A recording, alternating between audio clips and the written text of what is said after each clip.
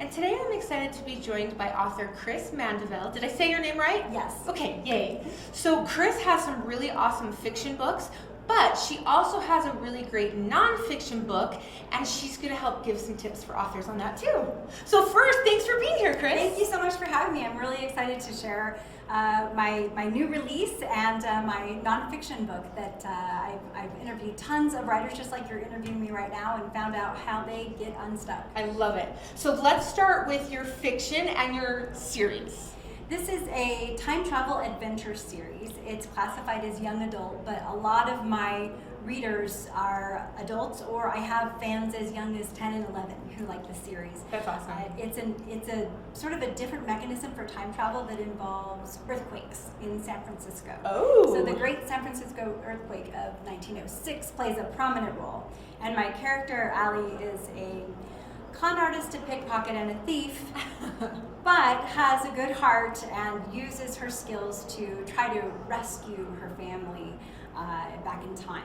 So the third book just came out, so the trilogy is now complete. Awesome. I'm not sure I'm ever going to write time travel again, because let me just tell you, that was really hard. I would imagine tons of research with that. So much research, but also I didn't know the ending when I published the beginning, and I had to figure out a way to wrap up all the loose ends in a way that made sense. Yeah. And so I was very excited when I finally was able to do that. That's awesome. So we can get the whole series now. The whole series so is go ready, get it.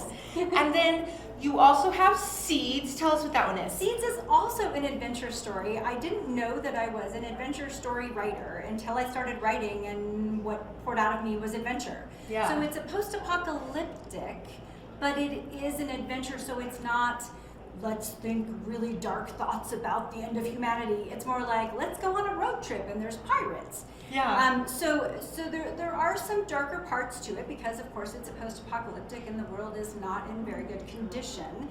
But it's also a journey of discovery for a young man who falls in love, and he tries to find seeds for his people who are starving because nothing will grow.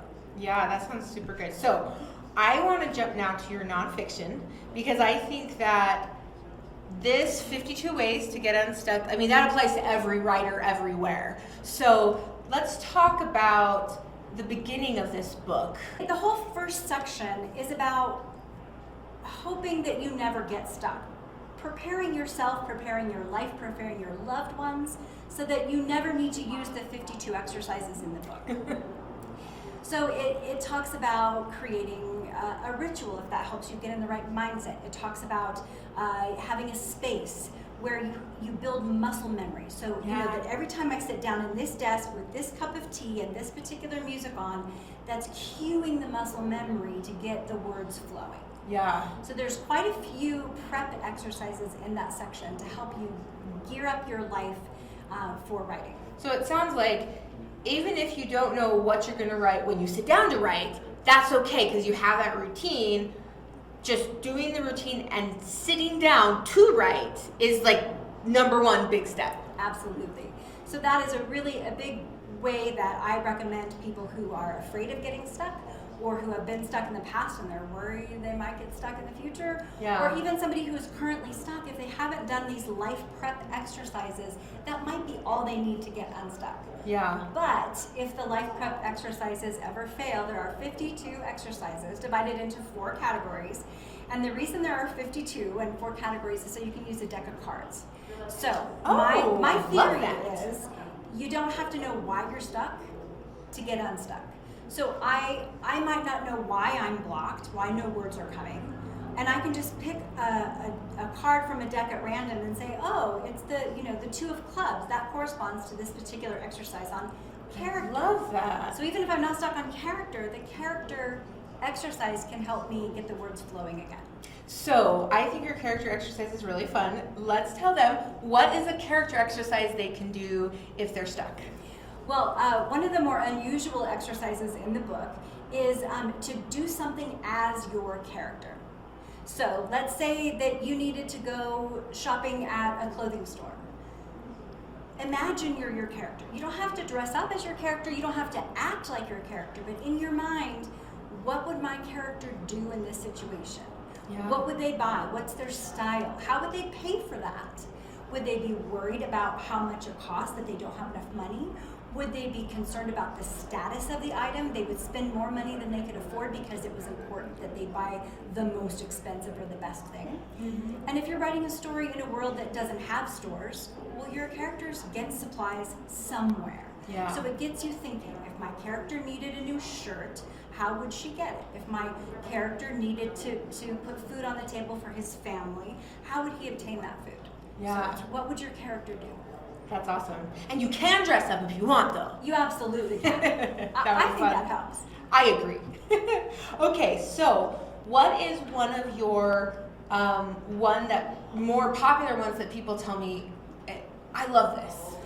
Well, when I was interviewing people for this book, I set out to talk to as many authors as I could, writers who are both published and unpublished, stuck and unstuck, and said, well, what do you do to get in the flow, to get in the zone where the words are just flowing, right? Yeah. Or if you do get stuck, how do you get unstuck? And the exercise that came up the most frequently was take a walk. And Kevin J. Anderson, who's here at this conference with us, and a whole host of other people that I know, they go for a walk to get the story ideas flowing. Yeah. So whether they're stuck or not, somehow taking a walk just starts the mind loosening up. And if you do it enough, it builds that muscle memory I talked about. Yeah. So that you start on the walk and your mind knows, oh, it's time to create a story. It's time to write a story. So do you recommend doing the walk before you start writing, or if you're in the middle of writing and you are struggling with a certain scene, get up and take a walk then? I think that it depends on you and what your system is. If you have sort of a ritual that you start out with writing every day and walking is part of that, then your body and your mind will learn that that's how you get in the zone. But you can always stop what you're doing and say, you know what, I need to break loose some ideas, or I'm stuck on this one character or this one plot point. Go for a walk and just let your mind kind of do its thing. Yeah, I love that. So I'm going to ask, have you ever been stuck before? I have. And what helped you? Well, it sounds really silly to say this, but the thing that's helped me the most, no matter how stuck I am, what I'm stuck on, how long I've been stuck, it doesn't really matter. If I go take a shower, it helps me get unstuck. And I think I really can't speak scientifically about why it works. Right. However, there is some science behind the idea of doing something by rote that you don't have to think about too much. Yeah. And sort of letting your mind play while you're doing dishes, or taking a drive someplace familiar, or taking a shower. Yeah. And that's where I've gotten unstuck most frequently. That's funny. I'm actually really glad you said that, because I do that too. And I actually said to my husband the other day, I think I need to keep dry erase markers in the shower, because I'll get the ideas coming and I don't want to forget it. So I want to hurry and write it down. Yes. But I want to be able to clean it off later. Shower wall. I do often keep a notepad on the bathroom counter, so that if I get an idea that I'm afraid I'm going to forget, I can quickly write and drip all over the page and hopefully be able to read it later. Yeah, that's funny. And I think that's so important to do those other things. Have you seen, or as you were interviewing authors, maybe one last thing about, here's another way to get unstuck that maybe you wouldn't have thought of before? Well, this was given to me by a friend who I used to do improv writing with. So improv writing is when you sit down and somebody gives you a prompt, and then you just write for a certain amount of time, and you try not to overthink it or edit yourself. And she said one time when she was stuck, she was sitting there at improv and she couldn't think of what to write. So she thought, I just need to write 3 words, just 3 words. And she wrote the words, write 3 words. And she wrote, write 3 words over and over and over again until she was so bored that she actually came up with something else to write. Yeah. So it seems kind of silly, but it worked for her, and I've actually tried it myself, and it worked for me as well. So That's great. if you're at a lack for anything else to do, you can't go take a shower or take a walk, you certainly have a pad of paper or a computer, and you can just write 3 words until some other words pop up. That's great. Well, thank you so much for sharing this. Where can our viewers go to learn more about you? So my website is at chrismandeville.com, and my books are all now wide available at any bookseller. You can also request them through your library system or at your local indie bookstore.